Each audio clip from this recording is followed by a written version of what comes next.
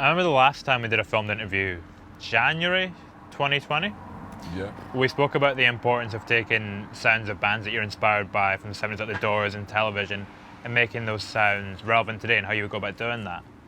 Since then, you've started working with, you've gone from Green Door to Chris, and the EP that you put out last year and what you've put out since very much feels like taking those sounds into more of a modern context and putting that stamp upon it.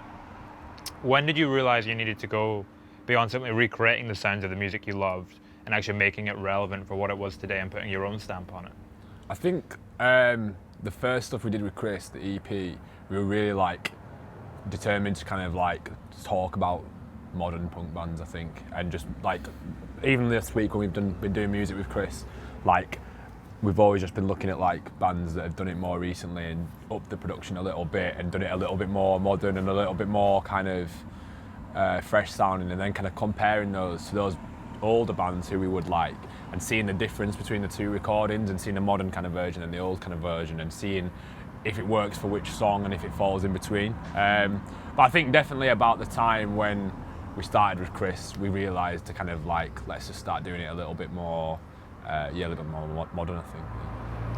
How has working with Chris impacted your approach to songcraft? Massively, yeah. Like, he's like our guru, really. You know, like it's see him back there. Yeah, it's good. It's good being in there with someone who kind of gets what we want to do, and he really kind of like he gets the best out of us. He knows what we do well and takes that a bit further. And he's taught us a lot in the production side and how we need to kind of like get what we do live into a recorded context, but also, you know, get a few bells and whistles here and there and make it tasteful. So he's very much the captain of the ship. Yeah. When it comes to it. Yeah. Gives us a good kick up the arse when we need it. Yeah, he's the man behind the wheel. Yeah. How do you think your ethos on making music at large, and even out with the kind of modernity that we've been talking about, has changed since we last spoke? Just your kind of philosophy and your approach toward it? I think during like the break of like gigs and stuff when no one was gigging, I think we probably tried a few other songs and tried a few other styles because it was just like what we were writing at the time. And I think we've kind of ultimately tried a few other things and come back to what we knew best and kind of come back even stronger and kind of felt a bit more like confident in what we were doing. And I think the newer stuff is kind of what we've done, but like even more concentrated, even less diluted, I think. And it's very like true to us. And you talked about influences before, like those older bands and stuff. I think you probably even hear them even more on the new stuff and the new records and stuff, because I think we've just kind of like realised that they are the bands we like and they are the people we want to sound like, and I think we've just kind of like focused in on that. Yeah, I hear a lot of interviews with bands and like, you know, obviously the COVID thing was like horrific, but you hear it being like a blessing in disguise. It's given us a lot of time to like think about it more, which has been good, and like just write a lot. We've been writing loads, in the flat, writing, listening to a lot of music, which is the main thing. Like, you know, a lot of new bands and stuff as well as the old stuff, and yeah, and like just thinking more about how we want to sound when recorded, and we've got a really strong set live and getting tight. I think we probably wrote less and just kind of focused on it more, and really was like, if this isn't kind of like what we want to do, then it's not. There's no point even bringing it to the band. There's no point even finishing this song. Like, it's got to be like in that vein of stuff now, and like, you know, push the boundaries of it, push the boundaries of that kind of, you know, channel. But if it's got to fall in there, it's got to be to us. Otherwise, you know, it's not going to make the cutting room floor, sort of thing. Yeah, it intensified it, didn't it? Intensified. Do you feel like you're more self-critical now? Yeah, definitely. I think we've got the benefit of time and kind of hindsight to look back on previous efforts and be like, right, you know, this is what we want to do. And also see the way other bands have developed over the kind of gap and the kind of space, and think, why, you know, this band have done that well, this band have kind of stayed true to themselves and kind of decided what we wanted to do with it. Latest single, I Am the Mud, came up a few months back now, thereabouts? A couple of weeks ago. A few weeks ago? A couple of weeks ago, yeah. A couple of weeks ago. It kind of carries on this motif that is out throughout your discography lyrically, where you kind of often use animals as a way of describing things, and it kind of crops up again and again. What do you think it is that's drawing you back to that animalistic imagery? I It's a very good question. I think specifically for this one, we wanted to paint like an image of like a really kind of horrible setting and a really kind of, you know, a kind of character who's looked down upon and a kind of like treated as a bit of a rodent, a bit of a vermin sort of thing. I think we've got a lot of stuff where, you know, we've mentioned toads and lizards and reptiles and stuff in the song. And I think it's something that like added to the character of the song a little bit. But then we've also kind of got references in there to the music and the influence and certain singers and artists and stuff who influence the song as well, who are kind of like maybe seen as a bit of a, you know, a bit crazy at the time, but kind of eventually, yeah, Jacques Dutronc and stuff, where I think at the first it was a bit like he was a bit of a character, and some of his wild performances and stuff you think maybe have been not taken that well by audiences, and then eventually people come around to it, and I think, yeah, it's kind of the song was a bit about that kind of like acceptance process, really. That's interesting to me, because when I listen to it, you have those lines, I think it's like, I am the village boy. Village voyeur, yeah. Village voyeur. Yeah. There's a few other ones, I am the Jacques Dutronc, there's another one in there, I am the country boy or something, isn't it? I am the countryman, yeah, and the modern scarecrow, yeah. The way I kind of read that was this idea that we all, and the same when you're talking about putting the mud on your face, we all wear these various masks, whatever situation we're in, you know, we change who we are for the people that surround us. How would you describe who you are in Cheap Teeth to the other people that you are in your life? Ooh. Like, is there a difference between who we are in the band and outside? Yeah. Or, yeah. Just in the idea that we all, not different people, but we all change slightly, you know, depending on the setting we're in, the people we're surrounded by. I think being in a band allows you to just kind of be kind of a heightened version of yourself, really, and I think it's such a good excuse, like if you're on stage or whatever, just to kind of do what you want. No one's ever going to judge you for that. And I think like we're all quite maybe reserved people outside of the band, but I think especially on stage and stuff, we're definitely more kind of like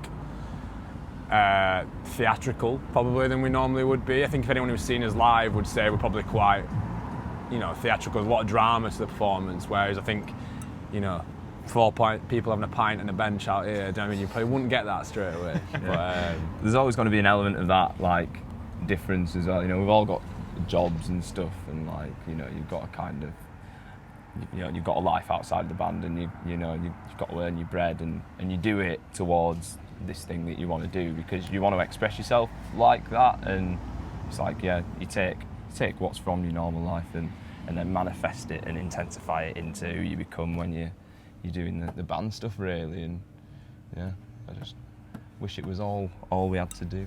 That idea that when you're on stage, you're all playing kind of intensified versions of yourselves, heightened versions of yourselves. When was the last time that you surprised each other on stage as a result of that? When was the last time what, sorry? That you surprised each other on stage as a result of that?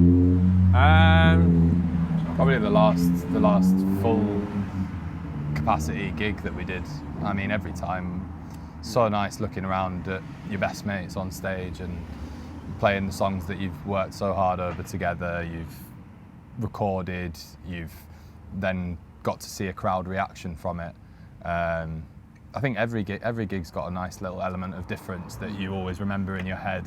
And you can't necessarily vocalise, but it could just be like a little thing that sits in your brain afterwards. It's always a good one when someone falls over. Yeah, someone falls over. It's always a surprise. It'll have been a surprise at that gig when my amp blew. That was the last gig we played. Sharpie really surprises when his amp blew up. Yeah, surprise. Yeah. Great surprise. Yeah, surprising that we can't hear you. Sounded great. To come out, you know, we were talking about animalistic imagery earlier on, and another motif that seems to carry through all of the songs is almost a cult-like imagery. Like there's often references to demon, cemeteries. I think on I Am the Mud there's a reference to, what's the word for voodoo type stuff again? Hypnotism?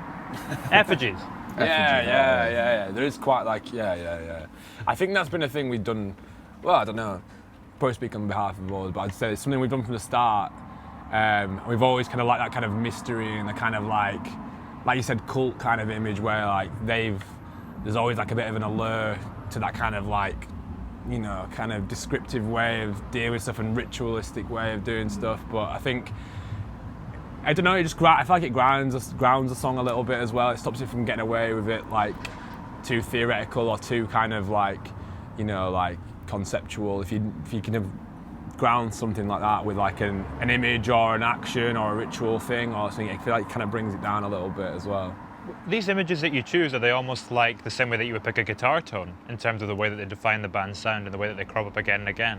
Yeah, that's definitely a thing. We always have that thing where we kind of reuse, not reuse, but we use similar concepts in different songs or the same ones and give little homages to phrases and stuff like that. And we always like that continuity that it gives, and I think that's more for us than the listener. Making it feel like it's in the same world. Yeah, Yeah, it sounds quite conceptual. Yeah. How do you do that musically? You know, you're talking there about how you do it lyrically, you tie it up. How do you do that from a sonic point of view? Tones, really. I think. Yeah, tones, synths.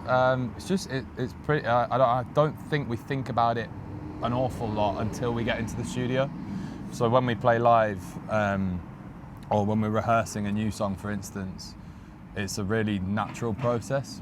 I think as soon as Joe or Jack brings a song to the table and we flesh it out, everyone's got in their own head. Sandy's got in his own head, you know, drum parts that he's can see going on this song. I've got guitar tones where there needs to be organ, Sharpie's bass tones.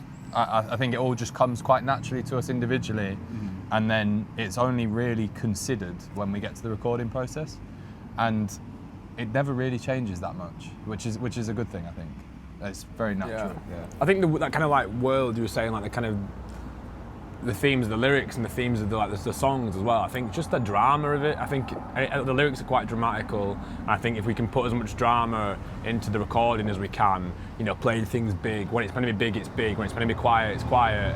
You know, fleshing out those dynamics massively. I think that's kind of a good way of making that world seem quite dramatic. I mean, it's the same as translating what you do on stage. Like I was saying, everything's a heightened version. Yeah. So we're trying to compare that into the recordings too. Absolutely. I think that's what we probably struggled with at first, is getting those onto the recordings. But I think now we've worked out how to get as much drama into them as possible.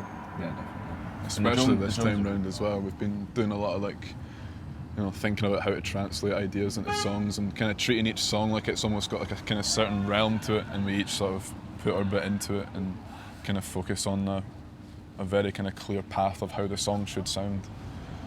At what point would that path emerge in the process? Early on, or? I think it kind of differs between, especially I think this time round it was very much a thing where you had to hear it back first to sort of develop any sort of ideas or kind of concepts further. But I think in general, usually we kind of make and create the feel of the song quite early on, I feel. Most of the time. I think a few songs, and I think the songs that we've done recently as well are they're a lot different from what we've done before. Yeah, I'd say so. A lot different, a lot more kind of complex, a bit more sort of sophisticated. Kind of explored different ideas a bit more individually, which I think is, for me at least, that's how I felt about it. And it still captures that like early thing. I think a big part of that's the drums as well, because it's such a distinctive way of doing it. I think we've thought about it a bit more this time round. Songwriting, like types of songwriting, I think still got that esque under it. You know, yeah. You spoke also about the fact that, you know, you obviously all have various kind of jobs and things surrounding the band, but you all kind of live towards it in a certain sense. What do you feel like is the biggest sacrifice you've made for your music? Eating meal deals. That's not a sacrifice. Probably, yeah, it is a sacrifice. I'm going to it. Everything. I mean, to be a aspiring band in any country of the world at the moment, really, especially over the last 18 months, has been a massive sacrifice. It's an element of our lives that we've had to kind of forget and then try and relearn now and rediscover. There's so many sacrifices, you know, you can't do things with certain friends, book things in advance if you want to take it to a certain level. But at the end of the day, you wouldn't do those if it wasn't what you wanted to do the most, and that is what we all want to do the most, so that'd be why. That level of like prioritising what you want to do, it'll always come with. And it comes because naturally. You've got to put it there. It comes so naturally. It's not like we ever have to think, oh, would I rather do this or that? It's always really, it's our priority. Can that ever feel self-destructive? there's always that kind of battle with like, oh, you know, you're letting people down eventually, do you know what I mean? But you've just got to realise that as long as you're being true to yourself and it's what you want to do, like you said, I think it's fine. And no one will ever like judge you from doing this, do you know what I mean? No one's ever going to be like, oh, I'm really annoyed at you for doing the band stuff, do you know what I mean? It's like... Yeah, it's not exactly unproductive, and I think it only feels like that in any sense when anything feels kind of existentialist. You stand and look at yourself and think, from an outsider point of view, what am I doing? Why am I in this process? But if it comes naturally to you, it's the right way to be, I think. And as soon as you get in that situation, if you're doing, say, like a run of gigs or something like that, it always, rather, even though maybe you've got that feeling, rather than be it feeling destructive, it feels the opposite. You know, like you're creating something, and you always end up feeling gratified because it's what you want to do. Yeah. You do sort of channel it in a positive way, though, don't you, as well? Like, Yeah. That does kind of, like, certainly something I certainly don't kind of dwell on as much. No. Because almost to a point, it doesn't really feel like a sacrifice because it's just sort of something you're so passionate about doing it. Sacrifice you don't even really realise, and it's not that apparent to you because you're just driven and... We're reaping the reward of it personally and mentally, so I think that is why they don't feel like sacrifices. Yeah, and we've all always done it. Yeah. Like, so you become really good at the act of juggling, really. Yeah.